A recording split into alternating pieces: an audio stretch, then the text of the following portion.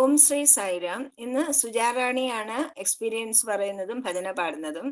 അപ്പോൾ സുജാറാണിക്ക് വേണ്ടി ഞാനാണ് ഇന്ന് വായിക്കുന്നത്. ഓ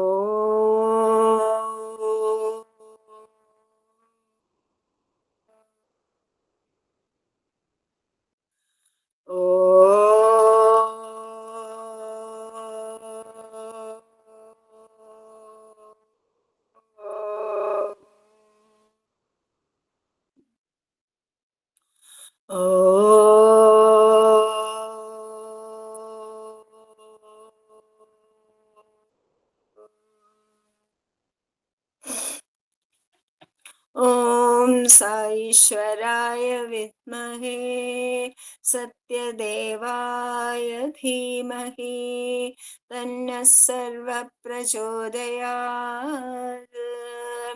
ओम साईश्वराय विद्महे सत्यदेवाय धीमहि तन्नः सर्वः प्रचोदयात्. ओम साईश्वराय विद्महे सत्यदेवाय धीमहि तन्नः सर्वः प्रचोदयात्. ओम शांति शांति शांति. സായിരാം. എല്ലാവർക്കും സായിരാം. സായിരാം സായിരാം. ശ്രീ സത്യസായി വാണി 11ാമത്തെ ഭാഗത്തിലെ 2ാമത്തെ അധ്യായമാണ് ഞാനിന്ന് വായിക്കുന്നത്. വർത്തമാന കാലത്തിന് വേണ്ട പ്രഹ്ലാദന്മാർ. ഭഗവാൻ ഇവിടെ ബാലവികാസിനെ പറ്റിയാണ് ഇതിൽ പറയുന്നത്. അപ്പൊ അത് തന്നെ വളരെ നമുക്ക് ഇവിടെ ഒരുപാട് പേര് ബാലവികാസ് ഗുരുക്കന്മാരുണ്ട്, ഗുരുക്കന്മാരാവാൻ ആഗ്രഹിക്കുന്നവരുണ്ട്. അപ്പൊ അവർക്ക് വേണ്ടി ഭഗവാൻ നൽകുന്ന ഒരു സന്ദേശം പോലെ തന്നെ ഈ ചാപ്റ്ററാണ് എനിക്ക് വായിക്കാൻ കിട്ടിയത്. അപ്പൊ ഭഗവാൻ പറയുന്നു, നിങ്ങൾ ആരെന്ന് ഞാൻ ചോദിച്ചാൽ ഞങ്ങൾ അധ്യാപകരാണ് അല്ലെങ്കിൽ ഞങ്ങൾ വിദ്യാർത്ഥികളാണ് എന്ന് ഉത്തരം നൽകിയേക്കാം. പക്ഷേ ഈ 2 പ്രസ്താവനകളും സത്യമല്ല. നിങ്ങൾ സാധകന്മാരാണ്. ആരാണ് അതാണ് യഥാർത്ഥ വസ്തുത. തൃപ്തികരമായ വേഗത്തിൽ നിങ്ങളുടെ സാധന പുരോഗമിക്കുന്നതിൽ ഞാൻ വളരെ സന്തുഷ്ടനാണ്. നിങ്ങളുടെ ആത്മാർത്ഥതയുടെയും ഉത്സാഹത്തിന്റെയും ഫലമായിട്ടാണ് ഞാൻ നിങ്ങളുടെ മധ്യത്തിൽ ഇന്ന് വന്നിരിക്കുന്നത്. കുട്ടികൾക്ക് വേണ്ടി അനുഷ്ഠിക്കുന്ന സേവനങ്ങളിൽ ഞാൻ എല്ലായ്പ്പോഴും പ്രത്യേകം താല്പര്യം കാണിക്കുന്നു. നിങ്ങൾ സ്നേഹ സമ്പന്നരായ മനസ്സോടുകൂടി അവരെ നല്ല പാഠങ്ങൾ പഠിപ്പിച്ചിരിക്കുന്നു എന്ന് ഞാൻ പറയുന്നു. നിങ്ങളിൽ ചിലർ അമിതോത്സാഹമുള്ളവരാണെന്ന് കാണുന്നു. നിങ്ങൾ കുട്ടികളെ വളരെ ദീർഘമായ കഥകൾ പറഞ്ഞു കേൾപ്പിക്കുകയും അത് മുഴുവൻ അർത്ഥം ഗ്രഹിക്കാതെ കാണാതെ പഠിപ്പിക്കുകയും ചെയ്യുന്നു. അവരുടെ ഓർമ്മശക്തിയിൽ കണ്ടമാനം ഭാരം ചുമത്താതിരിക്കുക. 20ഓ 25ഓ വരികൾ മാത്രമുള്ള ചെറിയ കഥകളാണ് ഉത്തമമായിട്ടുള്ളത്. എൻ്റെ ആഗമനം പ്രമാണിച്ചോ കഥ പറയൽ എന്ന ഒരു പരിപാടി ആസൂത്രണം ചെയ്യുവാനോ വേണ്ടി അവരെ യാന്ത്രികമായി പഠിക്കുവാൻ അനുവദിക്കാതിരിക്കുക. എന്തെന്നാൽ സമ്മർദ്ദത്തോടുകൂടി പഠിക്കുന്നത് എന്തും അവർ മറന്നുപോകും. അത് മനസ്സിലേക്ക് കിണിഞ്ഞിറങ്ങി പരിവർത്തനം വരുത്തുകയില്ല. സംഭവങ്ങളും അവ ചിത്രീകരിക്കുന്ന ഗുണപാഠങ്ങളും ഹൃദയത്തിൽ മുദ്ര പതിപ്പിക്കേണ്ടതാണ്. അവർ ഹൃദയം കൊണ്ട് പഠിക്കുകയല്ല വേണ്ടത്, ഹൃദയത്തിലൂടെയും ഹൃദയത്തിനു വേണ്ടിയുമാണ് പഠിക്കേണ്ടത്. ഭജന, കഥ പറയൽ, കഥ എഴുതൽ, ലേഖനങ്ങൾ എഴുതൽ തുടങ്ങിയവയൊക്കെ നിങ്ങൾ അവർക്ക് പറഞ്ഞു കൊടുക്കുന്നുണ്ടെന്ന് ഞാൻ കാണുന്നു. അവർ പറയുകയോ എഴുതുകയോ ചെയ്യുന്ന കഥകൾ പരമമായ സത്യത്തെ പ്രതിപാദിക്കുന്നു. പുരാണങ്ങളിൽ നിന്നും ഉപനിഷത്തുകളിൽ നിന്നും തിരഞ്ഞെടുത്തിട്ടുള്ളവയാണ്. അത് നല്ലത് തന്നെ. പക്ഷെ ഓരോ ദിവസവും കുറച്ചു നേരത്തെങ്കിലും ധ്യാനിക്കുവാൻ കൂടി അവരെ പഠിപ്പിക്കേണ്ടതാണ്. ചെറുപ്രായത്തിൽ തന്നെ ഈ ശീലം നിഷ്കർഷതയോടെ പരിശീലിക്കുവാൻ അവരെ അനുവദിക്കുക. അത് 5 നിമിഷത്തെ ഭജനയും 5 നിമിഷത്തെ ധ്യാനവും നല്ലൊരു പരിശീലനമാണ്. അതിൻ്റെ സ്വാദ് മൃദുല കോമളമായ മനസ്സുകളെ സൗമ്യതയോടെ വാത്സല്യത്തോടെ പോഷിപ്പിക്കുന്നു. അതിനാൽ അവരെ അതിന് പ്രേരിപ്പിക്കേണ്ടതാണ്. പിന്നെ കുട്ടികൾ, സത്യസായി ബാലവിഹാറിലെ കുട്ടികൾ അറിഞ്ഞിരിക്കേണ്ട വസ്തുത സായിയാണ് അവരുടെ ഹൃദയങ്ങളിൽ അധിവസിക്കുന്നത് എന്നാണ്. ഗുരുക്കന്മാരും ഇതൊരു സായി രാമ ആരാധനയായി വേണം വീക്ഷിക്കുവാൻ. അവരുടെ ഹൃദയങ്ങളിൽ കുടികൊള്ളുന്ന സായി രാമനെ എങ്ങനെ വെളിപ്പെടുത്തി കൊടുക്കുവാൻ സാധിക്കും? ഈ പ്രശ്നമായിരിക്കണം നിങ്ങളുടെ കർമ്മത്തെ നയിക്കുന്നത്. നിങ്ങളുടെ ഹൃദയമാകുന്ന വനാന്തരങ്ങളിൽ സായിരാമന് സഞ്ചരിക്കേണ്ടതുണ്ട്. അതുകൊണ്ട് വീഥികളെ വിസ്താരമുള്ളതും മിനുസമുള്ളതും കല്ലും മുള്ളും ഇല്ലാതെ വെടിപ്പാക്കുകയും ചെയ്യുക. അതായിരുന്നു ശബരിയുടെ നിതാന്തമായുള്ള സാധന. ശബരിയുടെ മാതംഗമുനി ശരീരം ഉപേക്ഷിക്കുമ്പോൾ ശബരിയോട് പറഞ്ഞു, നീ വളരെ ഭാഗ്യവതിയാണ്, എനിക്ക് ആ ഭാഗ്യം ലഭിച്ചിട്ടില്ല, അതുകൊണ്ട് നീ ആശ്രമത്തിൽ തന്നെ താമസിച്ചോളൂ. കാരണം ഭഗവാൻ മനുഷ്യാവതാരം എടുത്ത് ശ്രീരാമനായി ഈ വനവീഥിയിലൂടെ വരുമ്പോൾ ഈ ആശ്രമത്തിൽ വരും. അന്ന് നിനക്ക് അദ്ദേഹത്തെ സേവിക്കുവാനുള്ള അനുഗ്രഹം ഉണ്ടാവും, നിനക്ക് മോക്ഷം ലഭിക്കും എന്ന് ഗുരു പറഞ്ഞു. ഗുരു പറഞ്ഞ ആ ദിവസം തൊട്ട് ശബരി എന്താ ചെയ്യുന്നത്? 2-3 കിലോമീറ്റർ ദൂരം വരെ ആ കാട്ടിലൂടെ നടന്നുപോയി എല്ലാ വീഥികളും, നടപ്പാതകളല്ലേ ഉള്ളൂ കാട്ടിലെ, എല്ലാ നടപ്പാതകളിലെയും കല്ലും മുള്ളും ചവറും ഒക്കെ മാറ്റി തൂത്ത് വൃത്തിയാക്കി അവിടെ ഇവിടെ കിടന്ന പാറക്കല്ലുകളൊക്കെ തുടച്ചും കഴുകിയും മിനുസമാക്കി. കാരണം ഭഗവാൻ നടന്നു വരുമ്പോൾ ഒരു കല്ലോ മുള്ളോ ഭഗവാന്റെ പാദങ്ങളിൽ കൊണ്ടുകൂടാ. അതുപോലെ തന്നെ ഭഗവാൻ ഇരിക്കുന്ന സ്ഥലം എപ്പോഴും വൃത്തിയായിരിക്കണം. അതുകൊണ്ട് ഒരു പാറപ്പുറത്തെങ്ങാനും ഇരുന്നാലോ എന്ന് കരുതി അങ്ങനെ ഈ ദിവസേന ഫലങ്ങൾ പറിച്ചു വെക്കുക, പൂക്കൾ പറിച്ചു വെക്കുക, ഈ വൃത്തിയാക്കൽ ചെയ്യുക. ഇങ്ങനെ എത്ര വർഷങ്ങളോളം ചെയ്ത് വളരെ വൃദ്ധയായ ശേഷമാണ് ഭഗവാന്റെ അനുഗ്രഹവും ഭഗവാന്റെ ദർശനവും ശബരിക്ക് ലഭിക്കുന്നത്. അപ്പൊ അതുപോലെയുള്ള ഒരു സേവനമാണ് നമ്മൾ മുമ്പിൽ കാണേണ്ടതെന്നാണ് ഭഗവാൻ നമ്മളോട് പറയുന്നത്. രാമന് സേവനം നൽകുന്നതിലൂടെ ആനന്ദം ആർജിക്കുവാൻ ശബരി അനുഷ്ഠിച്ച സാധനയ്ക്ക് സമമാണ് ഈ കുട്ടികളിലെ സായിരാമനെ സേവനം നൽകുന്നതിലൂടെ നിങ്ങൾ ചെയ്യുന്നത്. ബാലവികാസ് ഗുരുക്കന്മാർ സായിരാമന് രാമൻ ഉള്ള കുട്ടികളിലൂടെ ബാലവികാസ് എന്ന സേവനം ചെയ്യുമ്പോൾ സ്വാമി എത്ര പ്രീതനാണ് എന്നുള്ളത് ഓരോരുത്തരും പ്രത്യേകം മനസ്സിലാക്കേണ്ടതാണ്. ഈ സേവനത്തിലൂടെ നിങ്ങൾ ആത്മാവിനെ കുറിച്ച് ബോധവാന്മാരാകുന്നു. തങ്ങൾ പരോപകാരവും ലോകോപകാരവും ചെയ്യുന്നുവെന്ന് ആളുകൾ അവകാശപ്പെടുന്നു. വാസ്തവം പറയുകയാണെങ്കിൽ ഇത് കഴമ്പില്ലാത്ത ആത്മപ്രശംസയാണ്. ഉദാഹരണത്തിന് 10 പേരെ നിങ്ങൾ അത്താഴത്തിന് ക്ഷണിക്കുന്നു എന്ന് വിചാരിക്കുക. ഈ 10 പേർ മേശക്കരികിൽ ഇരിക്കുമ്പോൾ 11ാമനായി നിങ്ങളും കൂടെ അവരുടെ കൂടെ ഇരിക്കാറില്ലേ? നിങ്ങളും അത്താഴത്തിൽ ഒരു ഭാഗം ആഹരിക്കുന്നുണ്ട്. ഇത് അതിഥി സൽക്കാരമായി എങ്ങനെ കരുതുവാനാകും? നിങ്ങൾ ലോകത്തിന് നന്മ ചെയ്യുമ്പോൾ നിങ്ങൾ കൂടി അതിൽ ഭാഗഭാഗാക്കുന്നു. അപ്പോൾ പിന്നെ മറ്റുള്ളവർക്ക് സേവനം നൽകുകയാണ് ഞാൻ എന്ന് പറയുവാൻ നിങ്ങൾക്ക് സാധിക്കുകയില്ല. ഇവിടെ സ്വയം എന്നാൽ പ്രഥമവും സഹായം എന്നത് ദ്വിതീയവുമാകുന്നു. നിങ്ങൾ ചെയ്യുവാൻ ഏറ്റെടുത്തിരിക്കുന്ന കർത്തവ്യം അനുഷ്ഠിക്കുമ്പോൾ ഈശ്വരൻ അനുഗ്രഹം ചൊരിയുന്നു. നിങ്ങൾ ഒരേ സമയം അധ്യാപകരും വിദ്യാർത്ഥികളുമാണ് എന്ന് ഓർമ്മിക്കുക. എന്തുകൊണ്ടെന്നാൽ നിങ്ങൾ ഈ കുട്ടികളെ പഠിപ്പിക്കുകയും എന്നിൽ നിന്നും പഠിക്കുകയും ചെയ്യുന്നു. അവർ മറ്റുള്ളവരുടെ കുട്ടികളാണെന്ന ബോധം നിങ്ങൾക്ക് ഉണ്ടാകുവാനേ പാടില്ല. അവരെ നിങ്ങൾ സ്വന്തം കുട്ടികളെ പോലെ തന്നെ കരുതണം. കുട്ടികളെ കൊണ്ട് സ്വീകാര്യമായ കർമ്മം ചെയ്യിക്കുക. കുട്ടികൾക്ക് കഥ പറഞ്ഞു കൊടുക്കുമ്പോൾ കുട്ടികളുടെ ഗൃഹജീവിതത്തിന്റെ പശ്ചാത്തലത്തിന് അനുയോജ്യമായ കഥകൾ പറഞ്ഞു കൊടുക്കണം. ദുശ്ശീലങ്ങൾ, ദുഷ്പ്രവൃത്തികൾ, ദുർവിനോദങ്ങൾ, ചീത്തക്കാഴ്ചകൾ എന്നിവയെക്കുറിച്ച് യഥാർത്ഥമായ അറപ്പ് കുട്ടികളുടെ മനസ്സിൽ ഉണ്ടാക്കുന്നതിന് യോജ്യമായ കഥകൾ പറഞ്ഞു കൊടുക്കുക. മറ്റുള്ളവർ അവരോട് ചെയ്യുന്ന തെറ്റുകൾ എങ്ങനെ മറക്കണമെന്നും അവർ മറ്റുള്ളവർക്ക് ചെയ്യുന്ന ഗുണങ്ങൾ എങ്ങനെ മറക്കണമെന്നും പറഞ്ഞു കൊടുക്കുക. അവർക്ക് നന്മ വരുത്തുന്ന എന്തെങ്കിലും പ്രവൃത്തികൾ നൽകുക. നിഷേധാത്മകമായ നിലപാടുകൾ താനേ പൊഴിഞ്ഞു പോകും. നല്ല ശീലങ്ങൾ ദുശ്ശീലങ്ങളെ തുരത്തിക്കൊള്ളും. ആത്മജീവിതത്തിന് വേണ്ട ഉപദേശം സ്വീകരിക്കുവാനായി ഒരിക്കൽ ദുഷ്ടനായ ഒരു വ്യക്തി ഒരു ഗുരുവിന്റെ സമീപത്തെത്തി.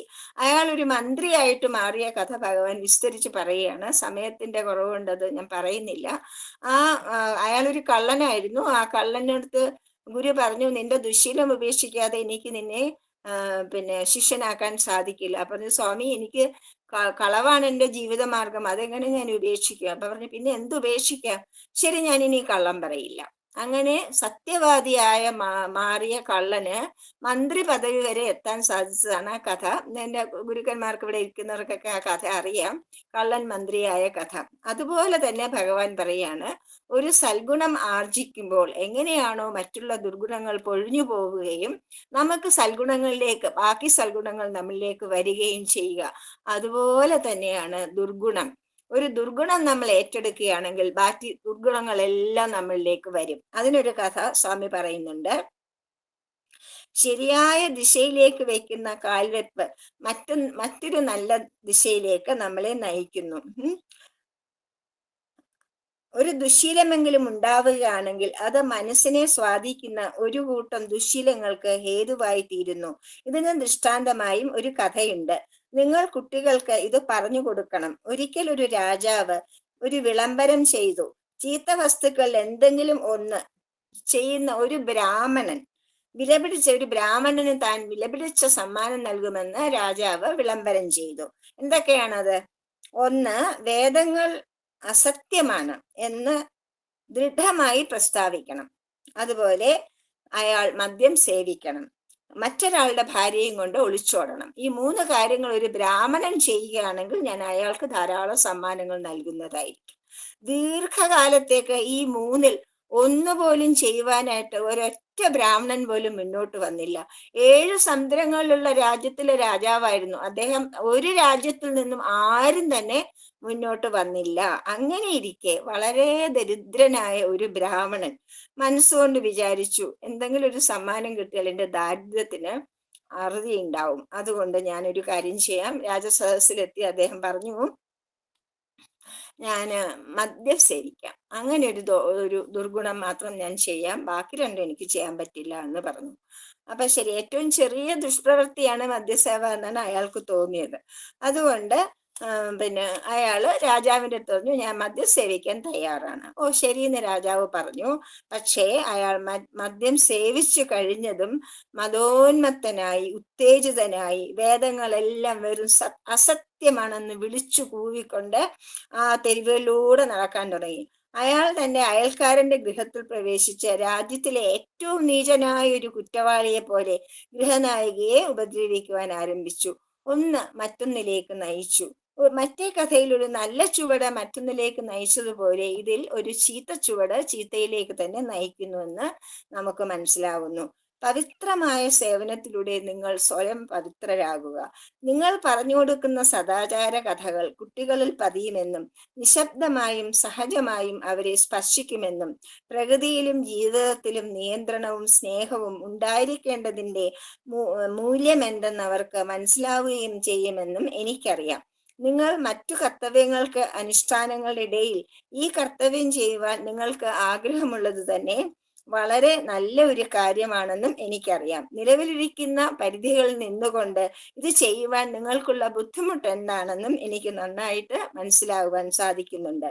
ഇത് മുകളിൽ നിന്നും ഭാരം ചുമത്തുക എന്നതല്ല, അത് അന്ധകരണത്തിന്റെ പ്രേരണയാണ്. യാതൊരു നന്മയും വരുത്താതെ എത്രയോ പ്രവൃത്തികളിൽ നിങ്ങൾ ഏർപ്പെട്ടിരിക്കുന്നു. നിങ്ങൾക്ക് ഇഷ്ടമില്ലാത്ത സംഘങ്ങളുടെ കൂടെ പ്രവർത്തിക്കേണ്ടതായി വരും. ഇന്നത്തെ പരിതസ്ഥിതിയിൽ അത് അനിവാര്യമാണ്. അതുകൊണ്ട് ഈ പവിത്രമായ സേവനത്തിലൂടെ നിങ്ങൾ പുണ്യമുള്ളവരായി തീരുക. ഇത് നിങ്ങൾക്ക് രക്ഷ നൽകുന്ന അനുഗ്രഹസിദ്ധി കൈവരുത്തും.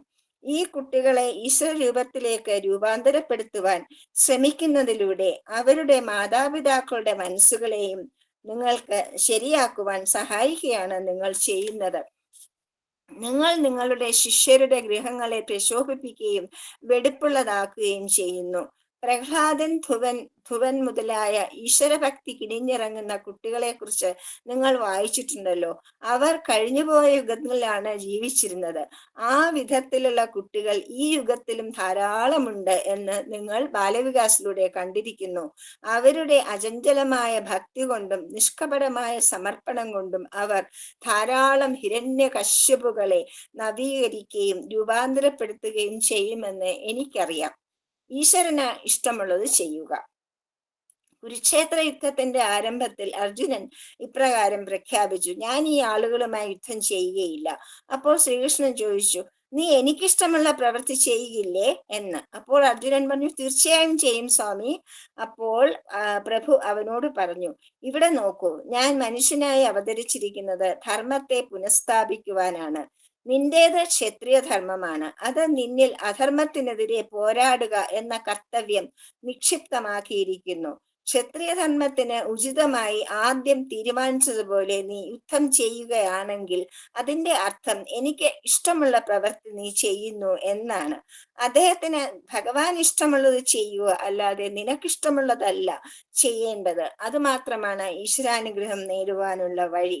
നീ എല്ലാ ജീവികളെയും ആദരിക്കുന്നുവെന്ന് ഈശ്വരൻ അറിയാം. അല്ലാതെ ഏതെങ്കിലും ഒരു ജീവിയെ മുറിവേൽപ്പിക്കുന്നതോ അവമാനിക്കുന്നതോ അല്ല. ഒരു ജീവിക്കും എതിരെ ഒരു തരി പോലും വിരോധം നിന്റെ ഹൃദയത്തിൽ ഇല്ലാതെ ഇരിക്കുമ്പോഴാണ് ഈശ്വരന് നിന്നെ ഇഷ്ടമാകുന്നത്. വിദ്യാലയത്തിലെ പാഠപദ്ധതികൾക്കിടയിൽ നിങ്ങൾക്ക് അനുവദിച്ചു തന്നിരിക്കുന്ന സമയത്ത് നടത്തുന്ന ബാലവിഹാറുകൾ നിങ്ങൾക്ക് നിങ്ങളുടെ ഭവനത്തെ കേന്ദ്രമാക്കി നടത്തുന്നവയെ പോലെ അത്ര വിജയകരമല്ലെന്ന് എനിക്കറിയാം. വിദ്യാലയ വിഹാറുകൾ കുട്ടികളെ ഒരേ സമയത്ത് 2 കുതിരകളുടെ മേൽ സവാരി ചെയ്യുവാൻ ശ്രമിപ്പിക്കുന്നു. ക്രമമായ വിദ്യാഭ്യാസ പദ്ധതിയും സത്യസായി ആദർശങ്ങളും നടപ്പിലാക്കുവാൻ നിങ്ങൾ നിങ്ങളുടെ കഴിവിന്റെ പരമാവധി ചെയ്യുന്നുവെന്ന് എനിക്കറിയാം. അതുതന്നെ ധാരാളമാണ്. നിങ്ങൾക്കിടയിൽ തന്നെ ഹൃദ്യമായ പെരുമാറ്റം വളർത്തുക, അനുഭവങ്ങളെ പങ്കുവെക്കുക, മെച്ചപ്പെടുത്തുവാനായി നിങ്ങളുടെ ആശയങ്ങൾ കൂടി പങ്കുവെക്കുക.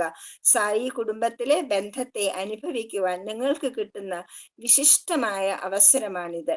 ഇവിടെ ഓരോ അധ്യാപികയും ഓരോ ഗുരുവും മറ്റൊരാളുടെ സഹോദരനോ സഹോദരിയാണെന്ന് നിങ്ങൾ അറിയുക. ജയ സായിരാം. സുജ പറഞ്ഞോളൂ. വീഡിയോ ഓൺ ചെയ്യണേ.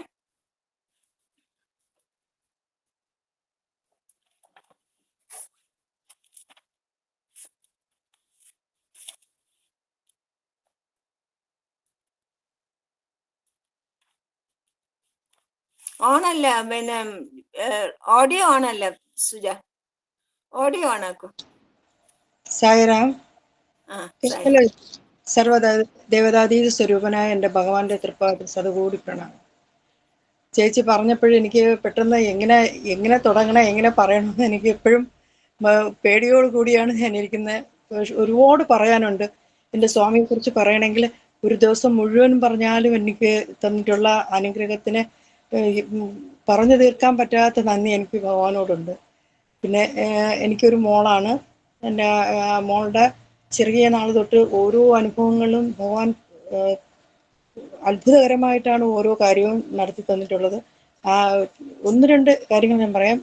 ചെറിയ ഒരു 4 വയസ്സുള്ളപ്പോൾ ശരിക്കും ഒരു പത്തി വിടർത്തി നിന്ന ഒരു സർപ്പത്തിന്റെ മുമ്പേ വീഴാൻ ഇടയായി. പക്ഷെ ഒന്നും സംഭവിക്കാതെ എങ്ങനെയാണ് അടുത്ത വീട്ടിൽ പോയിട്ട് അവിടെ നിന്ന് ഓടി വന്നപ്പോഴാണ് പെട്ടെന്ന് വീഴുന്നപ്പോൾ ഇത് പത്തി എടുത്തത് അങ്ങനെ ആ സൗണ്ടോട് കൂടി അത് നിന്ന്. അപ്പോൾ അത് പെട്ടെന്ന് ഒരു അടുത്ത വീട്ടിലെ ആ മോള് പെട്ടെന്ന് മോളെ പിടിച്ചങ്ങ് എഴുപ്പിക്കുകയായിരുന്നു. അപ്പോൾ അത് ആ എഴിച്ച് കഴിഞ്ഞപ്പോഴാണ് അത് ഈ കൊത്തുന്ന ആ ഒരു അവസ്ഥ വന്നത്. എൻ്റെ സ്വാമിയുടെ മുമ്പേ ഭയങ്കരമായി കരഞ്ഞുപോയി. കാരണം വെച്ചാൽ അത്രയും ചെറിയ ഒരു മിനിറ്റിന്റെ വ്യത്യാസത്തിൽ അങ്ങനെ അന്ന് രക്ഷപ്പെടുത്തി തന്നു. പിന്നെ 3 പ്രാവശ്യം ഭഗവാൻ ശരീരത്തോടെ ഉണ്ടായിരുന്ന സമയത്ത് പുട്ടപ്പുറത്തിൽ പോകാനുള്ള അവസരം ഉണ്ടായി. അപ്പോൾ ആദ്യത്തെ 2 പ്രാവശ്യം സ്വാമി നടന്നു വരുന്നത് കാണാനിടയായി. 1 പ്രാവശ്യം വീൽ ചെയറിലും. പക്ഷെ ആദ്യത്തെ പ്രാവശ്യം പോയപ്പോഴത്തേക്ക് ഞങ്ങൾ 5ാമത്തെ വരിയിലാണ് ഇരുന്നത്. അപ്പം ഭഗവാൻ അവിടുന്ന് നടന്ന് ആ ട്യൂണിട്ട് സ്വാമി നടന്നു വരുന്ന കണ്ടപ്പോൾ ശരിക്കും പറഞ്ഞാൽ ആ പ്രഭയിൽ കണ്ണ് തുറന്ന് എൻ്റെ സ്വാമി നേരെ കാണാൻ പറ്റിയില്ലായിരുന്നു. അത്രയ്ക്ക് ആദ്യമായിട്ട് കണ്ട ആ ഒരു അവസരം ഇപ്പോഴും അത് പറയുമ്പോൾ അതൊരു നമുക്ക് അനുഭവിച്ചറിഞ്ഞ എല്ലാവർക്കും അറിയാം. അത്രത്തോളം ഉണ്ടായിരുന്നു. അപ്പോഴും ഞാൻ ഭയങ്കരമായി ആഗ്രഹിച്ച് സ്വാമി കുറച്ചുകൂടെ ഫ്രണ്ടിലിരുന്ന് സ്വാമിയെ കാണാനുള്ള അവസരം ഉണ്ടായില്ലല്ലോ എന്ന്. പക്ഷെ 2ാമത്തെ പ്രാവശ്യം പോയപ്പോഴത്തേക്ക് ഇങ്ങനെ ഡ്രെയിനിൽ വെച്ച് ഞങ്ങൾ കുറെ അന്ന് ഈ സമിതിയിലൊന്നും ആയിട്ടില്ല. നമ്മൾ കുറച്ച് ഭജന നടത്തുന്ന പ്രായമുള്ള ആൾക്കാരെല്ലാം കൂടെ ഉള്ള ഒരു ഇതാണ്. നല്ലൊരു ഭജന സംഘമാണ് അത്. വത്സ ചേച്ചിക്ക് അറിയായിരിക്കും, നമ്മളെ ദാസാറിൻ്റെ കീഴിലായിരുന്നു. അങ്ങനെ ആ ആ ഭജന സംഘം അവരാണ് നമ്മളെ കൊണ്ടുപോയത്. അങ്ങനെ രണ്ടാമത്തെ പ്രാവശ്യം പോകാൻ സമയത്ത് ഡ്രെയിനിൽ വെച്ച് എൻ്റെ മോള് കൊച്ചാണ്, ആ മോളുടെ ദേഹത്ത് ചായ കമന്ന് ദേഹത്ത് ഇങ്ങനെ പൊള്ളൽ വന്നു. അപ്പോൾ ഭയങ്കരമായി മോള് കരയുകയും ചെയ്തു. അപ്പോൾ അവിടെ ഇരുന്ന് എല്ലാവരും വെള്ളം തണുത്ത വെള്ളം എല്ലാം ഒഴിച്ച് എല്ലാവരും പറഞ്ഞു, പൊള്ളിയത് കണ്ടാൽ എല്ലാവരും പറഞ്ഞു ഉള്ളു വരെ പൊള്ളിയിട്ടുണ്ട് എന്ന് പറഞ്ഞു. പക്ഷെ അത് ആ ഒരു ഇത് തന്നത് രണ്ടാമത് സ്വാമിയെ ഇങ്ങനെ കാണാൻ ആഗ്രഹിച്ചതിൻ്റെ ആ ഒരു ഇതിൽ ഞങ്ങൾക്ക് ആ സ്വാമി വരുന്നതിൻ്റെ വലത് സൈഡിൽ അസുഖക്കാരെ ഇരുത്തുന്ന ഒരു സെക്ഷനുണ്ട്. അപ്പൊ ഇതൊരു രോഗമെന്ന് പറയാൻ പറ്റൂല. അപ്പൊ അവിടെ നിന്ന് സേവാദൽസ് പറഞ്ഞ് ഇത് രോഗമല്ല, ഇതൊരു പൊള്ളലാണ്. പിന്നെ അപ്പോഴും ഒരു പ്രായമുള്ളൊരു അമ്മ, എനിക്ക് എന്നും ആ മുഖം എനിക്ക് ഭയങ്കരമായിട്ട് ഓർമ്മയുണ്ട്. അമ്മ പറഞ്ഞ് അത് പൊള്ളലാണെങ്കിലും കൊച്ചു കുട്ടിയല്ലേ, അത് ഇത്രയേ ഉള്ളൂ, അപ്പോൾ അതും സ്വാമിയെ കാണാനുള്ള ആഗ്രഹമല്ലേ, അവരെ രണ്ടുപേരെ അവിടെ ഇരുത്ത് എന്ന് പറഞ്ഞു. പക്ഷെ ഞാനും മോളെയും കൊണ്ട് വന്നപ്പോൾ എൻ്റെ അമ്മയ്ക്കും കൂടെ അവിടെ ഇരിക്കാൻ ഒരു അവസരം കിട്ടി. ഞങ്ങൾ ഇരുന്നപ്പോൾ സ്വാമി അവിടുന്ന് ലാസ്റ്റ് നടന്ന് ഇങ്ങനെ പോകാൻ വേണ്ടി വരുന്ന ഇങ്ങനെ വന്നപ്പോൾ സ്വാമി നേരെ നോക്കിയത് എൻ്റെ മോളെ തന്നെ ഇങ്ങനെ നോക്കി വന്നു. അതും എത്ര പറഞ്ഞാലും അത് മതിവരാത്ത ഒരു അനുഭവമായിരുന്നത്. അങ്ങനെ ആ ഇതിൽ ഇപ്പം നമ്മുടെ കൂടെയുള്ള എല്ലാവരും പറഞ്ഞ് അത് വീട്ടിൽ ചെന്ന ഉടനെ ഡോക്ടറെ കൊണ്ട് കാണിക്കണം. നമുക്ക് അപ്പോഴും മരുന്നൊന്നും ചെയ്യാൻ പറ്റിയില്ല. പെട്ടെന്ന് അവിടെ നമുക്ക് ഭാഷ അറിഞ്ഞുകൂടാത്തതുകൊണ്ട് ഏത് കടയിൽ ചെന്ന് മഷി ഇട്ടാൽ പോകുമെന്ന് അമ്മ പറഞ്ഞു. അങ്ങനെ ഞങ്ങൾ പുറത്തിറങ്ങിയതിന് ശേഷമാണ് അവിടെ ഒരു കടയിൽ തിരക്കി മഷി വാങ്ങിച്ച് തേച്ചെങ്കിലും ആ ഒരുമാതിരി കറുത്തതുപോലെ അങ്ങ് ആയി. അപ്പോഴും എല്ലാവരും പറഞ്ഞ് ഭയങ്കര വ്രണമാകും, അങ്ങനെയാണ്, അത് ഉള്ളിൽ ഉണ്ട്. പക്ഷെ മോക്ക് ഒരു വിഷമമായിട്ടൊന്നും തോന്നിയില്ല. പക്ഷെ അന്ന് രാത്രി പക്ഷേ ട്രെയിനിൽ വെച്ച് മോള് സ്വാമിയെ കണ്ട്. അപ്പം എൻ്റെ അടുത്ത് പറഞ്ഞ അമ്മ രാത്രി സ്വാമി വന്നിരുന്നമ്മ എന്നൊന്ന് സ്വാമി വന്ന് ഇതിൽ തടവി, സ്വാമിയുടെ കൈ നല്ല സോഫ്റ്റ് ആയിട്ട് ഇങ്ങനെ തടവി എന്ന് അപ്പോഴും അങ്ങനെ പറഞ്ഞിരുന്നു. അപ്പൊ ഞാൻ അത് നമ്മുടെ കൂടെയുള്ള എല്ലാവരുടെ അടുത്ത് പറഞ്ഞു. അപ്പൊ വന്ന മുതിർന്നവരൊക്കെ പറഞ്ഞ ഭയങ്കരമായിട്ട് പൊള്ളിയതാണ്, അപ്പൊ അത് എന്തായാലും അത് കൊണ്ടുപോയി ഡോക്ടറെ കാണിച്ച് എന്തെങ്കിലും ചെയ്യണം. അപ്പൊ ഞങ്ങൾ എന്തായാലും നാട്ടിൽ പോയാലേ അത് നമുക്ക് പറ്റുള്ളൂ. അപ്പൊ ആ ദിവസം ഞങ്ങൾ 3 ദിവസം എന്തോ അവിടെ ഉണ്ടായിരുന്നു. ഈ 3 ദിവസവും മോള മേല് തുടച്ചെടുക്കുകയാണ് ചെയ്തത്. എല്ലാം കുറേ ഡ്രസ്സുകളൊക്കെ ആയിട്ടാണ് പോയത്. പക്ഷെ ഒന്നും മോക്ക് ഇടാനായിട്ട് പറ്റിയില്ല. പാവാട ഇടും, പിന്നെ ബ്ലൗസ് ഒരു കൈ വിട്ടിട്ട് ഇങ്ങനെ അങ്ങനെ ആണ് കൊണ്ടുപോയിക്കൊണ്ടിരുന്നത്. അത് കഴിഞ്ഞ് തിരിച്ച് ഞങ്ങൾ ആ സമയം അത് കഴിഞ്ഞ് വീട്ടിൽ വന്ന ഉടനെ മോളെ ഞാൻ തല കുളിപ്പിച്ച് ശരിക്കും പറഞ്ഞാൽ അപ്പോഴായിരുന്നു ശരിക്കും അത്ഭുതം. ഇത് പൊള്ളിയെന്നുള്ള അടയാളം പോലും ഇല്ല. ആ പുറത്തിരുന്ന ആ ഒരു പൊരിക്ക പോലെയുള്ള അതെല്ലാം അങ്ങ് വെള്ളം ഒഴിച്ച് സോപ്പിട്ടപ്പോഴത്തേക്ക് ഈ ഭസ്മം ഇളകി പോകും പോലെ അങ്ങ് എല്ലാം പോയി. അത് ഒരു ചെറിയൊരു അടയാളം പോലും പിന്നെ ആ ശരീരത്തുണ്ടായിരുന്നില്ല ഇല്ല. അങ്ങനെ അത് പിന്നെ ഇപ്പോഴ് മോള് 10ാം ക്ലാസ് വരെ ശരിക്കും ഭഗവാന്റെ 10ാം ക്ലാസ് വരെ അത്രയും എനിക്ക് പറയാൻ പറ്റുള്ളൂ. സ്വാമിയെ മാത്രമായിരുന്നു എൻ്റെ മോളുടെ ഏറ്റവും വലിയൊരു വിശ്വാസം. പിന്നെ അതുപോലെ തന്നെ ചെറിയ ചെറിയ സമയങ്ങളിലൊക്കെ എന്ത് അസുഖം വന്നാലും വിഭൂതി അല്ലാതെ വേറെ ഒന്നും എത്ര മരുന്ന് വാങ്ങിച്ചു വെച്ചിരുന്നാലും വിഭൂതി കൊടുത്തല്ലാതെ അസുഖം കുറയില്ല. അതും ഭയങ്കര ഒരു അത്ഭുതകരമായ കാര്യം തന്നെയായിരുന്നു. അത് 10ാം ക്ലാസ്സിൽ സ്വാമിയുടെ ഇപ്പോഴും നമ്മുടെ പുട്ടപ്പുറത്തിയിൽ വെച്ചേക്കുന്ന ആ വലിയ ഫോട്ടോയുടെ ഒരു ചെറിയ ഫോട്ടോ ഉണ്ടായിരുന്നു. അതും എപ്പോഴും ആ ഒരു ഫോട്ടോ കയ്യിൽ വെച്ചാണ് പഠിക്കുന്നതായാലും ലാസ്റ്റ് 10ാം ക്ലാസ് പരീക്ഷയ്ക്ക് പോയപ്പോഴും ആ ഫോട്ടോയോട് കൂടിയാണ് പോയത്. ICC സിലബസ് ഭഗവാന്റെ കൃപയാലും നന്നായിട്ട് പാസ്സാവാനും പറ്റി. അതെല്ലാം കഴിഞ്ഞ് പിന്നീട് മോളുടെ ഒരു വിശ്വാസം, ആ സ്കൂളിൽ നിന്ന് +1 +2 പഠിച്ചപ്പോഴത്തേക്ക് അവർ ക്രിസ്ത്യൻ ഒരു ഇതാണ് പഠിപ്പിച്ചത്. അതിലേക്കായി സ്വാമിയെ എങ്ങനെ വിശ്വസിക്കുന്നോ അതുപോലെ ക്രിസ്തുവിനെ വിശ്വാസത്തിലേക്ക് മാറി. പക്ഷെ അപ്പോഴെനിക്ക് സ്വാമി സായി ദർശനത്തിൽ കൂടെ തന്ന ഏത് വിളിച്ചാലും അത് എന്നിൽ തന്നെ. അപ്പം എല്ലാവരും ഇങ്ങനെ പറഞ്ഞു, കാരണം നിങ്ങൾ ഭയങ്കര സായി വിശ്വാസികളായിട്ട് എന്തിങ്ങനെ. പക്ഷെ എനിക്കതിൽ ഒരു വിഷമവും തോന്നിയില്ല. നമ്മൾ മാറ്റാനുള്ള ഒരു ഇത് അന്ന് ഇപ്പോഴും നമ്മൾ ഈ കൊറോണ വന്നതിന് ശേഷമാണ് ഇതിൽ കൂടെ എനിക്ക് ഒരുപാട് കാര്യങ്ങൾ അറിയാൻ പറ്റിയത്. നമുക്കിപ്പം എത്രയോ ഗ്രൂപ്പുകളുണ്ട്, ഗ്രൂപ്പുകളിൽ കൂടെ നമ്മൾ സ്വാമിയെക്കുറിച്ച് അറിയുന്നു, ഭഗവത്ഗീത പഠിപ്പിക്കുന്നു, അങ്ങനെ എല്ലാ കാര്യങ്ങളും. ശരിക്കും പറഞ്ഞാൽ അതിനു മുമ്പ് ഏത് വിധമാണ് എൻ്റെ മോളെ പറഞ്ഞ് മനസ്സിലാക്കേണ്ടതെന്ന് എനിക്ക് അറിഞ്ഞൂടെ. കാരണം നമ്മൾ അത്രത്തോളം വായിച്ചിട്ടില്ല, അത്രത്തോളം അറിഞ്ഞിട്ടില്ല, ബാലവികാസം ഇല്ലായിരുന്നു. നമ്മുടെ ശ്രീദേവി ചേച്ചിയൊക്കെ ആ സമയം അന്ന് സംസാരിച്ചപ്പോൾ പറഞ്ഞു അവരെല്ലാം ബാലവികാസിലുള്ള ആൾക്കാരായിരുന്നു. ഞാൻ 94 സ്വാമിയുടെ അടുത്തൊരു സ്വാമിയുടെ വിശ്വാസിയായി വന്നത്. പക്ഷെ ഒരുപാട് നല്ല അനുഭവങ്ങളും ഒരുപാട് അതിൻ്റെ കർമ്മഫലം ശരിക്കും ഞാൻ അനുഭവിക്കേണ്ടി വന്നിട്ടുണ്ട്. ശരിക്കും പറഞ്ഞാൽ നമുക്ക് അപ്രിയ സത്യങ്ങൾ ഇതിൽ കൂടെ പറയാൻ പറ്റാത്തത് കൊണ്ട് മാത്രം ഞാനത് ആ കാര്യങ്ങളൊന്നും ഞാൻ പറയുന്നില്ല. കാരണം ഒരുപാട് ദുഃഖങ്ങൾ നമുക്ക് നമ്മൾ സ്വാമിയെ വിശ്വസിച്ചുകൊണ്ട് ഞങ്ങളെല്ലാം ദുഃഖങ്ങൾ മാറും എന്നല്ല, നമുക്ക് വരേണ്ടതെല്ലാം ഭഗവാൻ നമ്മളിലൂടെ അത് അറിഞ്ഞ് പോയി കഴിഞ്ഞാൽ ഇത്രയും നാളായിട്ട് ഒരു ദിവസം പോലും എൻ്റെ സ്വാമിയെ വിട്ട് ഒരു ദിവസം എനിക്ക് പോകരുതേ എന്ന് മാത്രമാണ് എൻ്റെ പ്രാർത്ഥന. കാരണം എല്ലാവരും പറഞ്ഞു മോൾ അതിൽ വിശ്വാസമാകുമ്പോൾ ഞാനും അതിലേക്ക് തന്നെ പോകും. അവരങ്ങനെയാണ് ആ ആൾക്കാർ നമ്മളെ വിശ്വാസം പറഞ്ഞ് മാറ്റിക്കൊണ്ടുപോകുന്നു. ഞാൻ എന്നും ഇതിൽ നമ്മൾ ഓൺലൈനിൽ കാഞ്ചന ടീച്ചർ പറയാൻ ഓരോ വാക്കുകൾ ഞാൻ എന്നും ഓർക്കാറുണ്ട്. അതുപോലെ തന്നെ ഞാൻ ഇന്നും രാവിലെ എഴുതിക്കുമ്പോൾ ഞാൻ എന്നും പറഞ്ഞുകൊണ്ടാണ് എനിക്ക് സ്വാമിയെ വിട്ട് ഒരു ദിവസം പോലും എനിക്ക് ഒരു മിനിറ്റ് പോലും മാറിപ്പോവാൻ എന്നെ അനുവദിക്കരുത്. അത് മാത്രമല്ല സ്വാമി എന്നെ ഉപേക്ഷിച്ച് കളയരുത്, എന്നെ മാറ്റരുത്, ഇങ്ങനെ എന്നും പ്രാർത്ഥിച്ചുകൊണ്ടാണ് ഇരിക്കുന്നത്. ഇതുവരെ എനിക്ക് സ്വാമിയെ വന്നിട്ടുള്ള ദുഃഖങ്ങളിലായാലും എന്തിനായാലും ഒരിക്കൽ പോലും എൻ്റെ സ്വാമിയെ ഒരു വാക്കുകൊണ്ട് പോലും വേദനിപ്പിക്കാൻ എനിക്ക് തോന്നിയിട്ടില്ല. പക്ഷെ എല്ലാവരും പറയും നമ്മുടെ വിഷമതകൾ സ്വാമി അടുത്ത് പറയണം. ഞാൻ എല്ലാം പറയാറുണ്ട്. പക്ഷെ എനിക്ക് സ്വാമിയിലേക്കുള്ള വിശ്വാസം തന്ന ആൾക്കാർ ആ വിഷമം വരുമ്പോൾ സ്വാമി വഴക്ക് പറയും. എനിക്കത് കാണുമ്പോൾ ഭയങ്കര വിഷമമാണ്. ഞാൻ പറയും നമ്മൾ അങ്ങനെ ഒരിക്കലും പറയരുത്. എന്നാലും അവർ അത് പറയുമ്പോഴത്തേക്ക് അങ്ങനെ പറഞ്ഞാലേ സ്വാമി നമുക്കെല്ലാം തരുള്ളൂ. പക്ഷെ ഒരിക്കലും അല്ല. നമുക്ക് എപ്പോഴാണോ ആ ഒരു കാര്യം നമുക്ക് കിട്ടേണ്ടത് അപ്പോഴും മാത്രമേ നമുക്ക് കിട്ടുള്ളൂ. എൻ്റെ മോളെ 12ാം ക്ലാസ് കഴിയുന്നത് വരെയും എനിക്കൊരു ജോലിയുടെ ഇത് കിട്ടുമെന്നുള്ള യാതൊരു പ്രതീക്ഷയില്ലായിരുന്നു. ഞാൻ എംപ്ലോയ്മെൻറ്റിൽ രജിസ്റ്റർ ചെയ്തിട്ടുണ്ടായിരുന്നു. അവസാനം എനിക്ക് ഏജ് ഓവറായി. പിന്നെ കിട്ടുമെന്നുള്ള പ്രതീക്ഷയില്ല. പക്ഷെ അതും എനിക്ക് എൻ്റെ ഭഗവാൻ ശരിയാക്കി തന്ന് എനിക്ക് പാർട്ട് ടൈം ആയിട്ടൊരു ഗവൺമെൻറ് ജോലി എൻ്റെ ഭഗവാൻ എനിക്ക് തന്നു. അത് അത് 6.5 വർഷം സാനിറ്ററി വർക്ക് ചെയ്യാനുള്ള ഒരിത്. പക്ഷെ എങ്ങനെ ഞാൻ ചെയ്തു എന്നുള്ളത് എനിക്ക് അറിഞ്ഞൂടാ. എപ്പോഴും എൻ്റെ സ്വാമിയുടെ ഭജനയും പാടിയാണ് ഞാൻ അത് ചെയ്തുകൊണ്ടിരുന്നത്.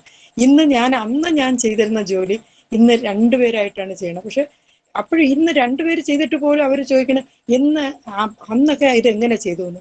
അന്ന് ഇതിനേക്കാൾ കൂടുതൽ ഏരിയ ഉണ്ടായിരുന്നു. അപ്പോഴും ശരിക്കും പറഞ്ഞാൽ രാവിലെ ഞാൻ 8 മണിക്ക് ചെന്നാൽ 12 മണിക്ക് ഇറങ്ങണം, 11:30 മണി വരെ എനിക്ക് ജോലി ഉണ്ടായിരുന്നു. പക്ഷെ ഒരു ദിവസം പോലും എനിക്ക് അതിൽ വിഷമം തോന്നിയിട്ടേ ഇല്ല. കാരണം ആ ജോലി കയറുന്ന ആ നേരം തൊട്ട് തിരിച്ചിറങ്ങി വരുന്നത് വരെ ഞാൻ ഇന്നും വിശ്വസിക്കുന്നു ഞാനായിരുന്നില്ല ആ ജോലി ചെയ്തത്, എൻ്റെ ഭഗവാനാണ് അത് അത്രയും ചെയ്തത്. കാരണം വെച്ചാൽ പാട്ട് പാടി ചെയ്യുന്നതുകൊണ്ട് എനിക്ക് അറിഞ്ഞുകൂടാ ഞാൻ എങ്ങനെയാണ് അത് ചെയ്തതെന്ന്. അപ്പൊ ഇപ്പോഴും എനിക്കത് മാറിക്കിട്ടി. പക്ഷെ എനിക്ക് ഇത്രയും നാൾ എന്തൊക്കെയാണ് ഇനി എനിക്ക് പറയേണ്ടതെന്ന് ശരിക്കും അറിഞ്ഞിട്ട് എൻ്റെ സ്വാമിയുടെ തൃപ്പാദത്തിൽ ഞാൻ ശതകോടി പ്രണാമങ്ങൾ അർപ്പിക്കുന്നു. ഞാൻ പറഞ്ഞതിൽ കൂടുതലോ കുറവോ ഒന്നുമല്ല. ഇനിയും എനിക്ക് ഒരുപാട് പറയാനുണ്ടായിരുന്നു. പക്ഷെ എനിക്കത് പറയാനുള്ള ഒരു ഇത് പറ്റുന്നില്ല. സൈറാം ചേച്ചി. സൈറാം. നല്ല അനുഭവങ്ങളാണ് സുജ പറഞ്ഞത്. വെരി നൈസ്, നന്നായിരുന്നു. Thank you so much. Presentation.